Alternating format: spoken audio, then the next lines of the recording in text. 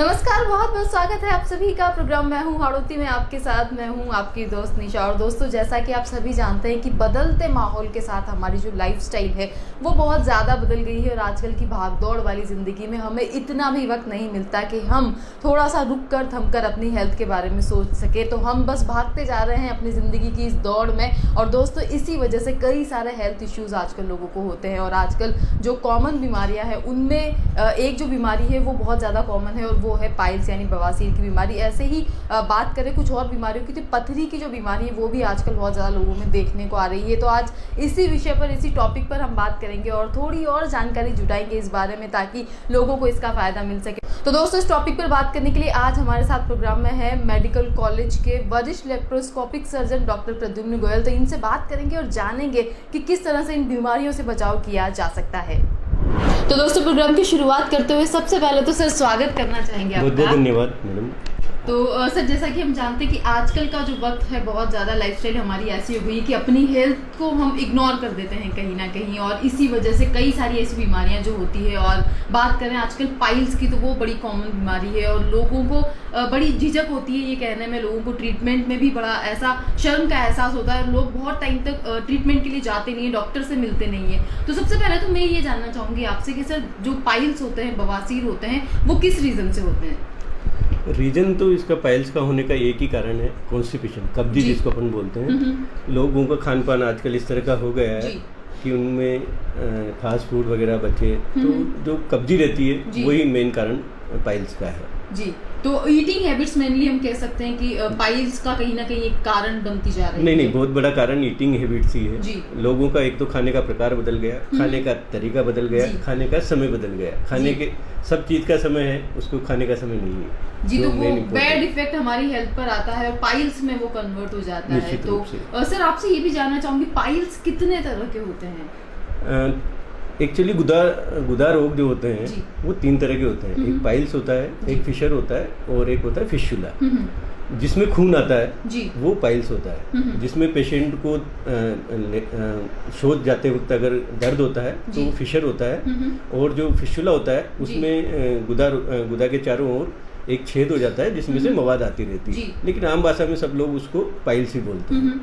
Piles 4 grade के होते हैं, जिनमें पेनलेस, मतलब पेशेंट को पेन नहीं होगा और उसका खून बहता रहेगा, उसको पता भी नहीं चलेगा। उसको जब पता चलेगा या तो बहुत ध्यान चला जाएगा उसका कि हम लेटरिन में खून जा रहा है, या फिर बहुत कमजोरी आ जाएगी, जब खून की कमी हो जाएगी, जिसको एनीमिया बोलते हैं।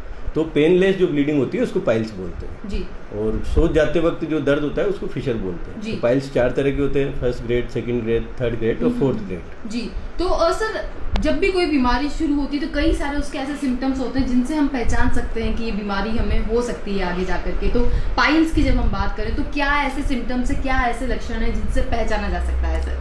मैंने बताया पाइल्स का मेन कारण है कब्जी। तो शुरुआत में पेशेंट को कब्जी रहेगी, अनईजीनेस रहेगा, उस समय उसको ऐसा लगेगा कि मैं लेटरिन जाते वक्त दिक्कत हो रहा है। लेकिन जो पाइल्स होते हैं उसमें दर्द कभी नहीं होगा। तो पेशेंट आजकल इतना भागा भूगी में रहता है, और वेस्टर्न स्टाइल की जो आजकल कमोड्स बन रहे हैं उसमें अपने को सोच जाने के बाद कुछ भी पता नहीं लगता। तो हमारे पास आजकल बड़ा आश्चर्यजनक है कि पाइल्स के पेशेंट खून की कमी कर आ रहे हैं।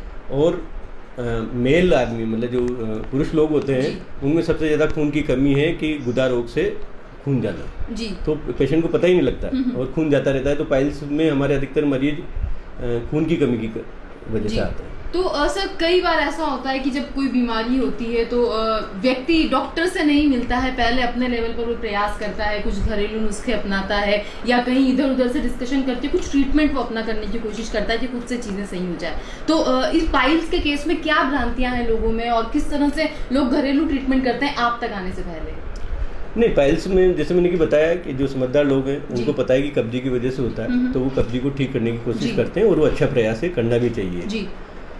और लेकिन पाइल्स में ये भी है कि आजकल बहुत से लोग जो क्वेक्स जिनको बोलते हैं वो घूमते रहते हैं कि मैं पाइल्स में ये कोई धागा बांध देंगे, कोई कुछ कर देंगे। तो उनके चक्कर में उनको नहीं पड़ना चाहिए। घरेलू उपचार आप करें कि अगर आपके दादा दादी ने कुछ बताया, उनके एक्सपीरियंस से बताया कि इससे ब्लीडिंग कम हो जाती है, तो वो आप घर पे कर सकते हैं। उसके बारे में मुझे ज़्यादा नहीं, पर कर सकते हैं। उसके लिए हमारे आयुर्वेद एलोपैथी में कोई मनाही नहीं है। लेकिन अगर आपको कमजोरी लग रही है और पाइल्स लगे तो एक बार डॉक्टर से अवश्य सलाह लें। जी बिल्कुल। तो सर ट्रीटमेंट की जब बात आती है तो पाइल्स को किस तरह से ट्रीट किया जाता है और कितना फायदा मिलता है अगर इनिशियल स्टेज में पेशेंट आपके पास आ जाते हैं ट्रीटमेंट के लिए? जैसा मैंने बताया grade 1st, 2nd, 3rd, 4th grade के होते हैं। 1st, 2nd ग्रेड में अगर वो अपनी जैसा डाइट हैबिट अगर वो ठीक कर ले, जैसा बताया कि डाइट को ठीक कर ले, कब्जी नहीं रहे, खाने को चबा चबा कर खाए, क्या खाना है, सलाद ज़्यादा खाए, फाइबर डाइट ज़्यादा खाए, पानी ज़्यादा, तो 1st, 2nd ग्रेड में हमें कोई मेडिकेशन की आवश्यकता नहीं पड़ती। उसमें केवल हमें अपनी लाइफ स्टाइल चेंज करनी है। जो 3rd और 4th ग्रेड पाइल्स होते हैं उनमें ब्लीडिंग ज़्यादा होती है, उसमें कुछ मेडिकेशन की ज़रूरत पड़ती है। वो लोकल मेडिकेशन आती है कि कुछ ट्यूब्स आती हैं, उनको हम लगाने के बाद पाइल्स सिकुड़ जाते हैं। और 4th ग्रेड में ऑपरेशन की ज़रूरत पड़ती है। ऑपरेशन इसमें कई तरह के होते हैं, हम केवल इसमें इंजेक्शन भी लगा सकते हैं, उनको पाइल्स को बांध सकते हैं या फिर दूरबीन से ऑपरेशन कर सकते हैं। तो सर ऑपरेशन की जब बात आती है तो कई सारे लोगों को ऐसा लगता है कि ऑपरेशन अगर हम करवा लेंगे तो सक्सेस रेट के बारे में लोगों को डाउट रहता है कि कितना सक्सेस होगा ये, या दोबारा इसके होने के चांसेस कितने होते हैं ऑपरेशन के बाद में? सर पाइल्स का जैसे मैंने बताया कि ये डिजीज लाइफ स्टाइल डिजीज, अगर आप पाइल्स को ऑपरेट भी करा लेंगे और अपने लाइफ स्टाइल नहीं चेंज करी तो कोई भी डॉक्टर ये नहीं कह सकता है, कोई सी भी पैथी ये नहीं कह सकती कि वापस नहीं होंगे, निश्चित रूप से वापस होंगे पाइल्स। तो आपको अपनी लाइफ स्टाइल चेंज करना पड़ेगा। जी, तो लाइफ स्टाइल सबसे इम्पोर्टेंट फैक्टर मुझे लगता है कि इसमें है कि लाइफ स्टाइल अगर आपकी सही रहेगी तो पाइल्स आपको जो है रिकवर होने में आपको हेल्प मिलेगी इससे।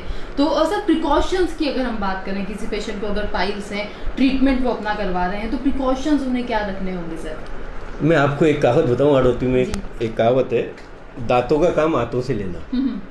दांत हमने भगवान ने उनको 32 दिए, हाथ एक दिए। अपन खुद भी देखेंगे कि अपन जब खाना खाते हैं तो एक तो बाइट्स, एक रोटी की बाइट्स जो पहले अपने को बचपन में समझाते थे कि 10 से 20 टुकड़े करना चाहिए रोटी को, धीरे धीरे खाना चाहिए। आज हम 4 टुकड़े करते हैं रोटी के और गपा गप खा जाते हैं। वही जल्दबाजी। और तो ये हो गया कि दांत का जो काम चबाने का काम है वो हाथों को करना पड़ रहा है। तो सबसे पहले तो अपने डाइट की मतलब चेंज करें, खाने पे टाइम दें और खाते वक्त मोबाइल ना देखें, टीवी ना देखें, जो कि आजकल बहुत कॉमन है। तो और 32 दांत दिए तो कम से कम 16 बार तो अपन एक बाइट को जरूर चबाएं। बिल्कुल। तो आपके जिंदगी में पाइल्स होंगे ही। जी, तो कहीं ना कहीं कुछ ऐसी चीज़ें जिन्हें हम इग्नोर कर देते हैं और वो आगे जाकर के प्रॉब्लमेटिक हो जाती है हम सभी के लिए। तो पाइल्स के ऊपर सर बहुत अच्छी इन्फॉर्मेशन आपने हमारे व्यूअर्स को दी और यकीनन ये बहुत ज़्यादा फ़ायदा इन्हें पहुंचाएगी। इसके बाद सर बात करें पथरी की, जैसा आपने कहा कि लाइफस्टाइल डिजीज़ है पाइल्स, पथरी के बारे में सर क्या कहना चाहेंगे? पथरी के जो रीजंस हैं वो क्या हैं सर होने के? अपने शरीर में पथरी 2 जगह होती है, एक तो गुर्दे में होती है और पित्ताशय में होती है। गुर्दे की पथरी अपने मेनली जो अपनी यूरिनल हैबिट से या पानी कम पीने की हैबिट से या फिर कुछ रासायनिक चीज़ें किसी होती है उसकी वजह से ज़्यादा होती है। और दूसरी पथरी होती है पित्त की थैली में। पित्त की थैली की जब पथरी की बात आती है, मैं लेप्रोस्कोपिक सर्जन हूँ, पित्त की थैली का ही दूरबीन से ऑपरेशन करता हूँ। तो पित्त की थैली की फिर वही लाइफ स्टाइल वाली बात आती है। इसमें हमारे है कि 5F का रूल है। इसमें एक तो फीमेल की ज़्यादा होती है, फर्टाइल मतलब जिनके ज़्यादा बच्चे हुए, जिनके एस्ट्रोजन ज़्यादा बनता है उनके 40 एज में, जिनकी 40 एज है, और फैटी जो मोटी है उनकी ज़्यादा होगी। तो ये भी लाइफ स्टाइल मतलब आपको अगर फैटी होंगे तो आपके पथरी होगी। जी, तो लाइफस्टाइल डिजीज। और सर आपने एक बात यहाँ पर बोली तो उससे मैं पाइल्स से भी रिलेट करना चाहूँगी। आपने कहा फीमेल्स में पथरी ज़्यादा होती है, साथ ही पाइल्स की अगर हम बात करें तो प्रेगनेंसी का जो पीरियड होता है उसमें भी कई बार ऐसी शिकायत होती है कि फीमेल्स को पाइल्स की प्रॉब्लम हो जाया करती है। तो किस तरह से उस टाइम में प्रिकॉशंस हम ले सकते हैं कि इससे हम बच सकें सर? फीमेल में आजकल देखा गया है कि जब भी प्रेगनेंसी होती है उनको बेड रेस्ट ज़्यादा करना पड़ता है। उसका कुछ और कारण है। तो बेड रेस्ट की वजह से पाइल्स नहीं होती, उनको फिशर ज़्यादा मिलती है। जैसे मैंने बताया कि गुदा रोग में एक फिशर होता है, तो उसमें जब कब्जी रहती है और लेटेंट टाइट आती है तो कट लग जाता है, तो फिशर की प्रॉब्लम ज़्यादा मिलती है, पाइल्स की कम मिलती है। तो उसके लिए वही है कि आपको थोड़ा सा एक्सरसाइज वगैरह करना। बिल्कुल। तो सर पथरी की जब हम बात करते हैं तो लोगों को पथरी होती है और कई बार ऐसा होता है कि सर्जरी करवा के कुछ लोग निकलवाते हैं, और कई सारे मिथ्स भी है, कई सारे ऐसे लोग हैं जो दावा करते हैं कि हम बिना ऑपरेशन के पथरी को निकाल देंगे, और जब लोग ऐसे लोगों के पास जाते हैं तो वो हाथ में लेकर के दिखाते भी हैं। तो सर क्या इसके पीछे साइंटिफिक लॉजिक है और कितने सच है इस बात में कि ये इस तरह से निकाली जा सकती है? नहीं, जैसा कि मैंने बताया कि गुर्दे में पथरी होती है, उनकी साइज अलग अलग होती है। गुर्दे की जो पथरी की साइज है उस पर निर्भर करता है। कुछ आयुर्वेदिक एलोपैथिक दवाएं हैं, निश्चित रूप से वो अच्छा काम करती है। तो जो छोटी पथरी होती है जो 5 to 7 mm की, अपना जो रास्ता होता है वो 7 mm का होता है जी। तो 5 to 8 mm की पथरी दवाइयों से निकल सकती है निश्चित रूप से। आयुर्वेदिक दवाएं अच्छी कारगर है, होम्योपैथिक दवाएं अच्छी कारगर है, पर जैसा कि आपने बताया कि कुछ जादू मंत्र करके या टोना करके वो थोड़ा बेवकूफ़ बनाना है जी। बाकी आयुर्वेदिक दवाएं काम करती है। तो सर स्टार्टिंग इनिशियल स्टेज पर अगर पता लगे कि किसी को स्टोन है तो किस तरह से वो अपनी लाइफस्टाइल को मेंटेन कर सकता है और किस तरह से वो ट्रीटमेंट ले सकता है कि सर्जरी की जरूरत ना पड़े? नहीं, स्टोन छोटा होगा तो आपकी जो यूरिनरी हैबिट्स है और पानी पीने की हैबिट्स है, अगर उसको आप संतुलित रूप से करेंगे तो निश्चित रूप से छोटी पथरी कोई परेशानी नहीं देगी जी। तो सर इंडिकेशंस किस तरह से मिलते हैं बॉडी को, सिम्टम्स क्या होते हैं जब आपको समझ में आने लगता है कि स्टोन हो सकता है? स्टोन हो सकता है यूरिनरी बॉडी जो वाली अपन बात करते हैं तो उसमें निश्चित रूप से पहली बार यूरिन में तकलीफ होगी उसको, यूरिन करते वक्त दर्द भी हो सकता है, कभी कभी पथरी जब नीचे खिसक सकती है तो यूरिन में लालपन खून आ सकता है। मेन सिम्टम्स यही होते हैं। तो इस तरह के सिम्टम्स अगर नजर आते हैं तो इग्नोर नहीं करना है उसको, बिल्कुल भी इग्नोर नहीं करना है। और इसके अलावा सर भ्रांतियों की जब हम बात कर रहे हैं तो ऐसा भी बहुत जनरली सुनने में आता है कि मोस्टली मेल्स के केस में ये कहा जाता है कि अगर किसी को स्टोन है तो बियर पीना चाहिए, उससे पथरी निकल जाती है। तो ये सर कितना फैक्ट है इस बात में? बियर पर्टिकुलर के एक डायूरेटिक की तरह कार्य करती है, इसलिए उसमें पेशाब ज़्यादा बनता है। तो बियर डायूरेटिक है तो काम तो करेगी लेकिन उसको दवाई के रूप में काम में नहीं ले सकते। कोई सा भी लिक्विड आप ज़्यादा लें जो डायूरेटिक का काम करता है, जैसे कैफीन हो गई, चाय कॉफ़ी हो गई, तो ये जो सेम काम करेगा। इसमें सबसे बढ़िया कि आप लिक्विड ज़्यादा लें, वो नींबू पानी भी ले सकते हैं, आप कोई जूस भी ले सकते हैं। तो बियर का तो ये है कि है डायूरेटिक तो काम तो करेगी, लेकिन हम सलाह नहीं देते कि बियर इसके लिए लिया। बिल्कुल। तो कंजप्शन जो हमारा है वो लिक्विड फॉर्म में ज्यादा होना चाहिए, हाइड्रेट हमारी बॉडी रहनी चाहिए और शहरी को जो पानी की पूर्ति वो बराबर मिलती रहनी चाहिए। तो सर इसमें भी बात आती है सर्जरी की, जब ऑपरेट होता है पेशेंट तो कितने % चांसेस होते हैं कि ऑपरेशन के बाद भी पथरी दोबारा आ सकती है? नहीं, पथरी में हम जो किडनी की पथरी होती है उसमें हम केवल पथरी निकालने का इलाज करते हैं, इसलिए पथरी दोबारा होने के चांसेस रहते हैं जी। हमने जब किया केवल मैकेनिकल वर्क किया कि जो पथरी अभी है आपके वो निकाल देंगे। तो वही वाली बात आ गई कि अगर आपको अपनी हैबिट नहीं रखी और कुछ केमिकल फैक्टर किसी के व्यक्तियों में पाए जाते हैं, उनकी निश्चित रूप से पथरी ज़्यादा बनती है, तो पथरी दोबारा बनने की संभावना रहती है। बिल्कुल। तो सर बीइंग अ डॉक्टर आप बेटर समझते हैं कि लाइफस्टाइल डिजीजेस ये हैं और अगर हम अपनी लाइफस्टाइल को ठीक नहीं रखते हैं तो कई सारी बीमारियां हो सकती है। तो एक नॉर्मल हेल्दी इंसान के लिए किस तरह की हैबिट्स होनी चाहिए, क्या लाइफस्टाइल उसका होना चाहिए कि इन बीमारियों से इंसान बच सके?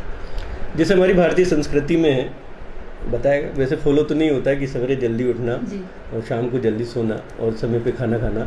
अगर हम इसको फॉलो कर सके, 1 घंटा अपने लिए खुद के लिए देना, व्यायाम करना, योग प्राणायाम करना और समय पे खाना और क्या नहीं खाना, हमें हमारे परिवारों में दादा दादी कोई बता सकते हैं जी। अगर हमको उसको फॉलो करेंगे तो निश्चित रूप से इन बीमारियों से हम बच सकते हैं। बिल्कुल सर। स्पेशली यूथ की अगर हम बात करें तो आजकल का जो यूथ है वो घर का बना हुआ खाना प्रेफर नहीं करता है। बच्चों की अगर हम बात करें तो फास्ट फूड बहुत ज़्यादा बच्चे खाना पसंद करते हैं। हर तीसरे चौथे दिन या ऑलमोस्ट वीकेंड पर तो फैमिली बाहर जाती है डिनर के लिए। तो ये जो लाइफस्टाइल है और जो तरीके हमारे बदल रहे हैं खान पान के, तो युवाओं को या बच्चों को हम किस तरह से वापस उस तरफ मोड़ सकते हैं कि हेल्दी डाइट वो ले और अपनी लाइफस्टाइल को बैलेंस कर सकें? नहीं, जैसा कि आपने बताया फास्ट फूड में निश्चित रूप से अगर बनाओ पहले वो तो प्रिजर्वेटिव होगा। बिल्कुल।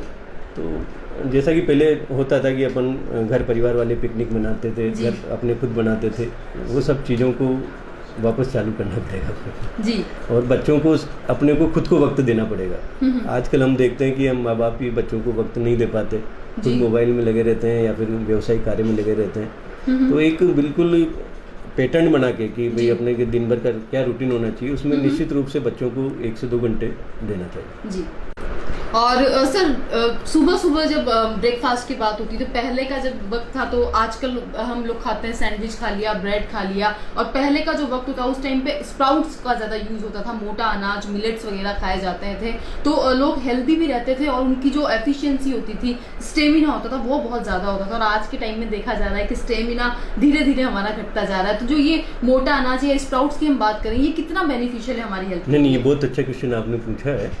आज की तारीख में जैसा कि मैंने बताया कि ये कब्जी जो पाइल्स हैं और अन्य बीमारियां हैं, कब्जी की बीमारियां, अगर आपने मोटा अनाज खाना शुरू कर दिया तो जी। निश्चित रूप से आपको ये बीमारी कभी भी नहीं होगी। और जैसा कि आपने बताया कि सवेरे सवेरे स्प्राउट्स आपको जी। खाना चाहिए।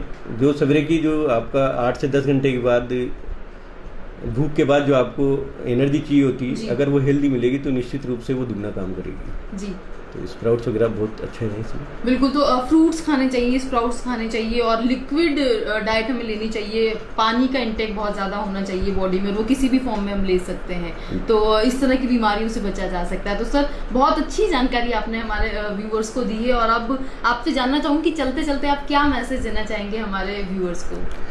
नहीं, जैसा कि आपने बताया कि लाइफ स्टाइल अपनी चेंज करें, जी समय पर सब काम करें, समय पर सोएं, समय पर आनंद करें, सब जी। कुछ करें। और एक थोड़ा सा मैं बता जाऊँगा, अभी बारिश का मौसम है, जी। बारिश के मौसम में पानी थोड़ा सा दूषित आ सकता है। पेट की बीमारियां अभी ज़्यादा जी। देखने को मिल रही है, तो पानी को छान कर पिए। महंगे महंगे उपकरण लगाने की जरूरत नहीं जी। है, पानी को छान कर पिए। अगर फिर भी आपको लगता है कि थोड़ा गंदा है तो उसको जी। 20 मिनट उबाल कर पिए। जी तो पेट की आदि बीमारियां जो अभी लूज मोशन और डायरिया जिसको बोलते हैं वो हो रही हैं। और इसमें खाना पीना नहीं छोड़े, ORS का उपयोग करें जी निश्चित रूप से। और एक अभी कॉमन बीमारी आई फ्लू चल रही है, उसके बारे में भी मैं थोड़ा सा बोलना चाहूँगा जी कि ये एक वायरल डिजीज है, कॉन्टेक्ट में आने से होती जी। है। तो अगर आपको हो चुकी है तो आप दूरी बनाए रखें। जी और 3-4 दिन के बाद ये सेल्फ लिमिटिंग है, आप इसमें परेशान नहीं हो कि ये ठीक नहीं होगी। आप जी। मेडिसिन नहीं लेंगे तो भी ठीक हो जाएगी, तो इसमें परेशान नहीं हो, ठीक हो जाएगी। और पर दूसरों को फैलाने से बचें। जी बिल्कुल। तो सर बहुत अच्छा लगा आपसे बात करके and thank you so much कि आपने अपना कीमती वक्त में से हमारे लिए वक्त निकाला और इतनी अच्छी जानकारी हमारे व्यूअर्स तक पहुंचाई। बहुत बहुत धन्यवाद आपका।